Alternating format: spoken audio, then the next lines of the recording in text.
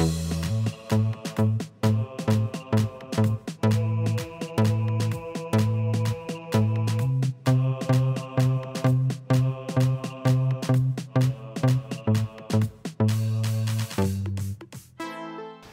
오늘 연중 제24주일 복음 말씀은 루카복음입니다.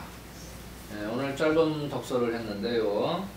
뒤에 보면 나오는 내용이 이제 긴 이야기가 나오는데, 여러분 잘 아시는 그 방탕한 아들, 뭐 돌아온 아들, prodigal son, 뭐 이런 제목으로 나오는 이야기예요. 그 렘브란트의 그 화가, 렘브란트의 그 그림으로도 유명하죠. 이제 방탕한 아들이 나갔다가 탕진하고 돌아와서 회개하고 돌아오는 그런 장면이 뒤에 이어집니다. 그러니까 오늘 이 복음은 이야기거리가 굉장히 많습니다. 근데 좀 줄여놓으면 한마디로 얘기할 수도 있어요, 사실은. 여기 보면 잃었던 양, 100마리 가진 사람이 한 마리 잃어버려서 그 한 마리를 찾고 기뻐하는 내용이죠. 또 운전 10잎을 가졌는데 한 잎을 잃었으면 그 한 잎을 또 잃었던 한 잎을 찾았을 때 또 기쁨을 얘기하고, 또 뒤에 이 지금 아들의 이야기도 둘째 아들 이야기죠. 잃었던 아들이죠. 잃었던 아들. 전부 잃었던 것을 찾았을 때 그 기쁨에 대해서 이야기하고 있는 것이죠. 자, 요 내용을 보면 그거보다 요 앞에 내용을 조금 더 우리가 좀 볼 필요가 있어요. 세리들과 죄인들하고 어울려서 함께 음식을 먹고 어울리는 그런 예수를 보고 바리사이들과 율법 학자들이 야, 저 사람은 뭐 죄인들하고 뭐 음식도 같이 먹고 그러면서 투덜거렸다, 이런 이제 표현이 나와요. 자, 이것은 일단 첫 번째로 예수님께서는 그 누구와도 잘 어울리셨다라는 거죠. 그러니까 예수께서는 경계가 없으셨다. 참 뭐랄까요, 이 유대 민족은 지금도 그렇고 옛날에도 그렇고, 글쎄 그 뭐 아주 근원적인 원인을 이야기하라면 그냥 인간 존재의 어떤 속성일 수도 있어요. 그 끼리끼리 모이는 속성, 또 우리가 다른 부류의 사람들을 굉장히 이렇게 배타적으로 대하는 습성, 뭐 이런 걸 수 있죠, 원인은. 그랬을 때 물론 이 유다 민족이 역사적으로 무슨 많은 그 우여곡절을 겪죠. 무슨 디아스포라, 그죠? 유태인의 그 디아스포라, 흩어졌잖아요, 민족이. 나라를 잃고. 그래서 이 유럽 쪽에서는 유대 민족이 아주 옛날부터 박해를 받았고, 왕따를 당했고, 심지어는 그 여러 나라에서 유태인들은 땅을 소유하거나 뭐 직업을 갖거나, 이제 정상적인 직업을 갖거나 이러질 못했어요, 사실은. 그래서 여러분들 그 잘 아는 그 샤일록이라는 그 수전노가 나오는 그 작품도 읽어보셨을 거예요. 뭐죠? 여러분 알죠? 셰익스피어의 작품이라고 알고 있는데, 샤일록이 이제 아주 고리대금 업자로서 나오는 그 이야기, 그 유대인이죠. 그러니까 정상적으로 그 경제 활동을 할 수 없는 상황에서 다행인지 불행인지 그 고리대금업은 할 수 있었다. 왜냐하면 그 당시에 이 크리스찬들은 고리대금업을 할 수 없게 돼 있었어요. 그러니까 이제 유대인들이 그 짭을 얻었고, 사실은 그 짭이 근데 굉장히 그 고리대금이니까 돈을 많이 벌 수 있는. 그래서 이제 유다인들이 하여튼 돈 많이 번 유다인들이 있고, 그들의 어떤 민족주의가 발달해서 2차 세계대전 이후에 지금의 현재 이스라엘 땅을 새롭게 찾았다. 자기네 땅이라고 찾은 건데, 사실은 글쎄요, 그게 자기네 땅이라고 우길 만한 그런 역사적인 이유도 있지만, 또 한편으로는 이미 잃어버렸던 땅이고, 거기에는 뭐 오랫동안 그 팔레스타인 민족들이 살고 있었는데 지금 그 사람들을 쫓아내고 거대한 그 팔레스타인 감방을 만들어 놨잖아요. 뭐 가자 지구니 무슨 뭡니까 등등. 그래가지고 그냥 지붕만 없지 거의 거대한 감옥을 만들어 놓고 지금 팔레스타인 민족들을 박해하고 있다. 이거는 인류의 참 부끄러움이다. 아직도 이것이 해결되지 않은 것은. 이게 뭐 이야기가 길어지는데 어찌됐든 그렇게 배타적인 그런 속성을 갖고 있다.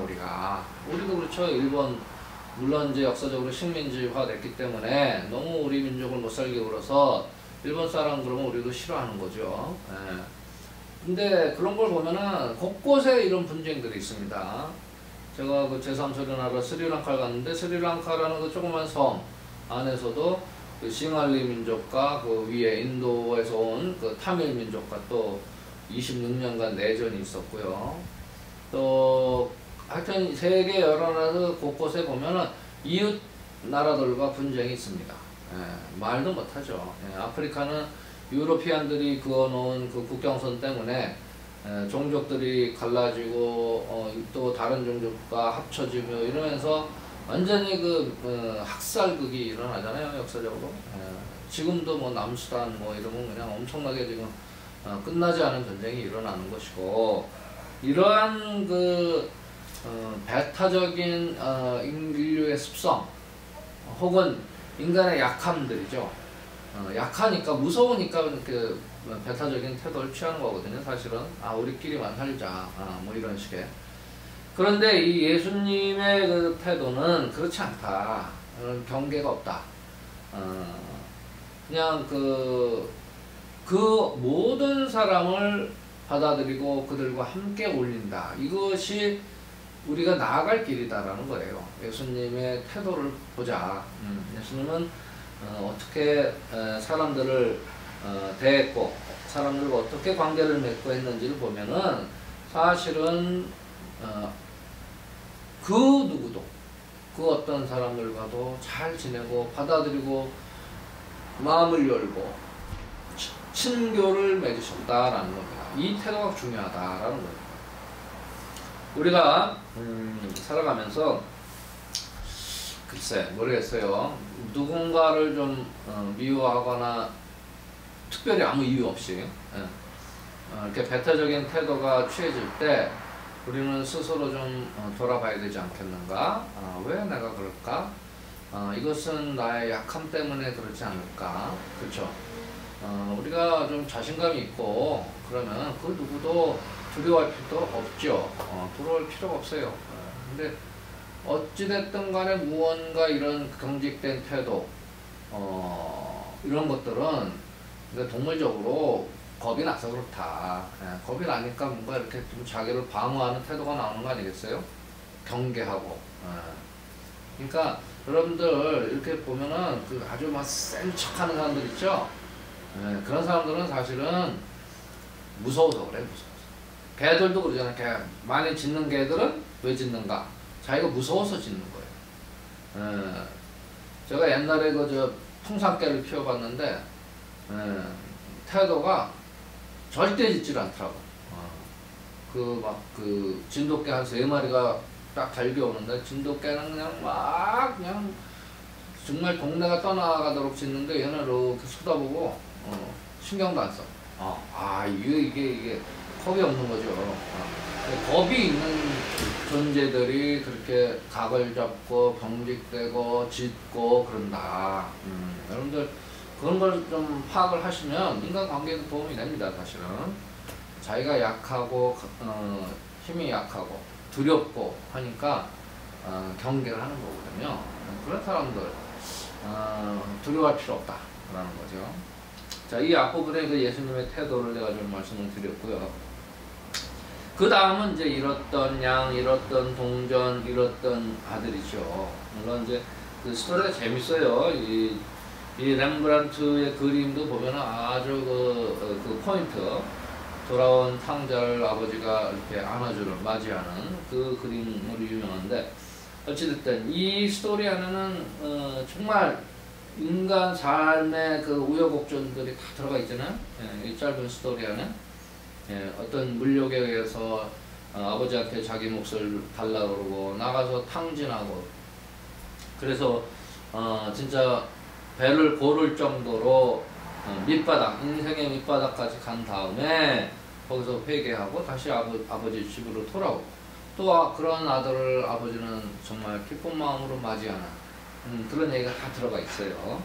그래서 뭔가 우리가 잃었던 것을 되찾았을 때는 참 기쁘다. 특별히 여기서는 이제 그 99마리 양을 광야에 놔두고 잃었던 양을 찾았을 때 얼마나 기쁘냐 하면서 그 비유를 들어서 하느님께서도 마찬가지로 그 회개할 필요가 없는 의인 99보다 회개하는 죄인 한 사람 때문에 더 기뻐할 것이다 이런 표현이 나오죠. 여기서 이제 중요한 것은 회개라는 말이죠. 회개는 뭐예요? 뉘우친다는 뜻이에요. 뉘우친다. 내가 잘못했구나. 근데 여러분 이 뉘우침이라는 것은 인간의 능력입니다. 예. 여러분 동물들이 그런 뉘우침이 있을까 생각했을 때는 좀 모르겠어요. 아주 고등동물, 인간과 흡사한 침판지나 뭐 이런 에이프 그런 고등동물은 모르겠는데 그 외의 동물들은 글쎄 이런 회심, 회개 이런 걸 할까? 돌아볼까? 반성할까? 이런 거 조금 힘들지 않을까? 이것은 생각하는 능력이 있어야 되죠. 인간으로서. 그죠?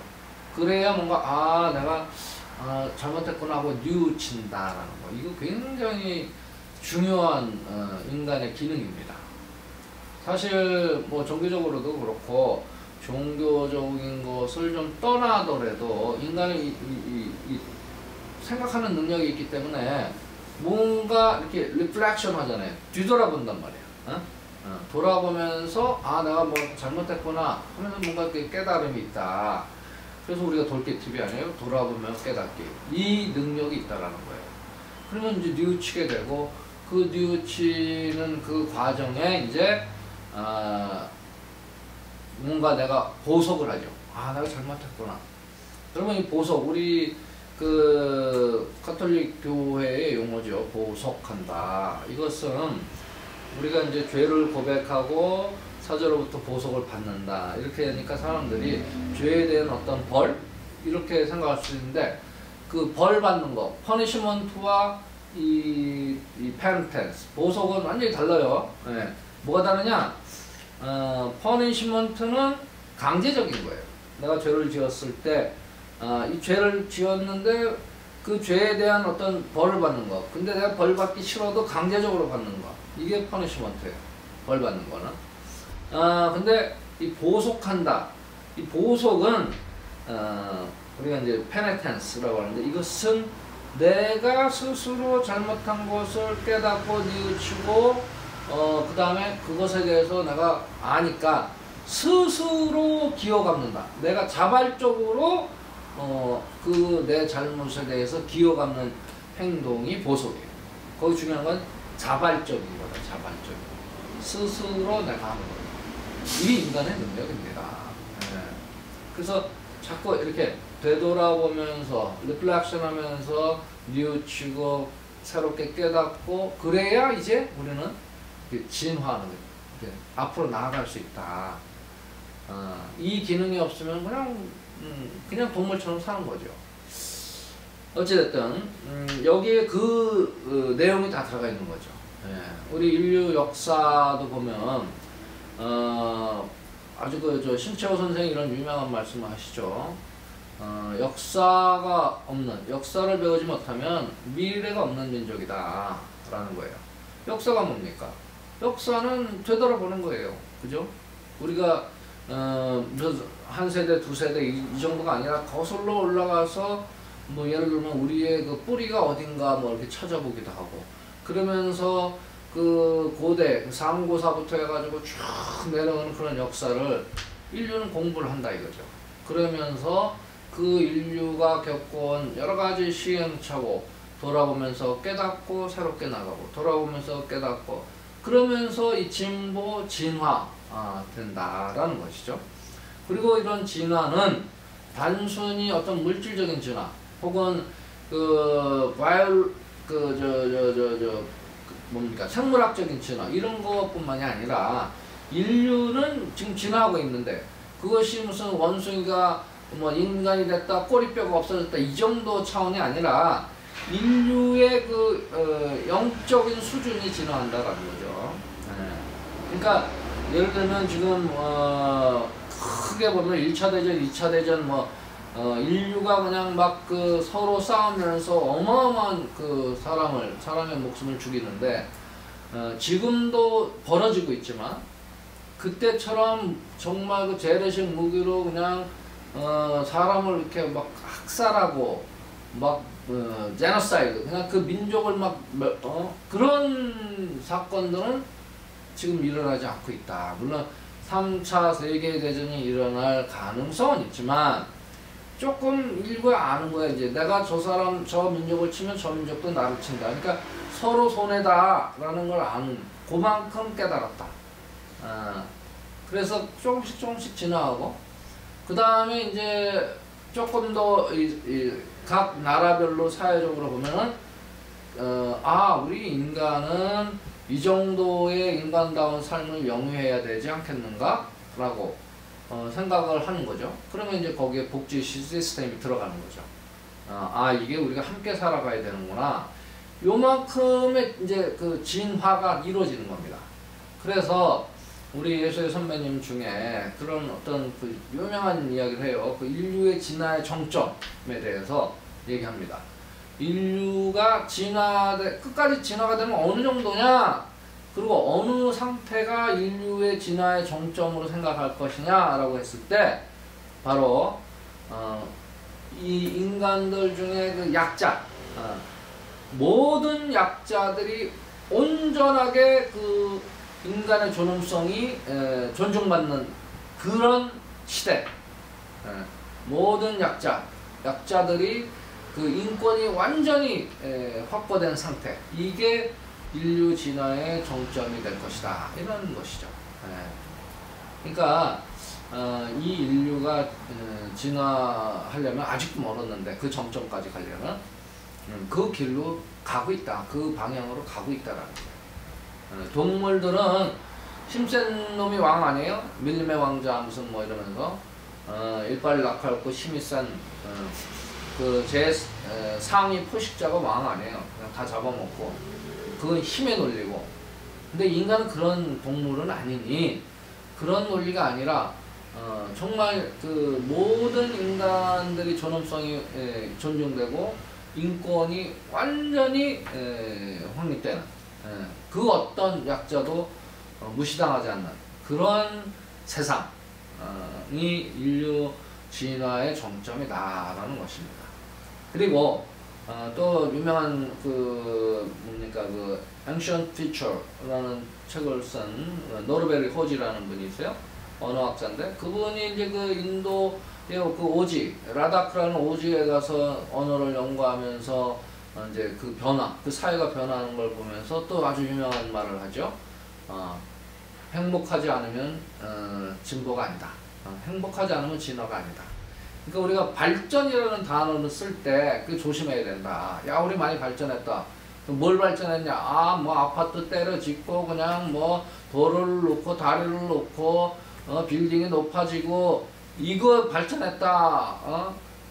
진보했다라고 할 수는 있지만 그 내용을 봤을 때 아니 그 아파트 짓면서 기존에 있던 사람들 다 쫓겨나고 그냥 그 철거민들이 막 생기고 그 행복하지 않은데 그게 무슨 진화냐, 그게 무슨 진보냐, 발전이냐 라고 얘기하는 것이죠. 그러니까 행복하지 않으면 그것은 발전이 아니다. 행복하지 않으면 진화된 게 아니다. 진보된 게 아니다 라는 거예요. 그러니까 우리가 무엇이 진정한 발전이고 무엇이 진정한 진화인지 그런 핵심을 좀 알아야 된다는 거예요. 물질적으로 뭐 다 풍족하다. 근데 뭐 부익부 빈익빈 양극화 현상이 막 일어나는데 이게 무슨 너무 진화입니까? 그냥 밀림의 왕국 심산동이 왕인 정글이죠, 정글. 아직도 그런 세상입니다.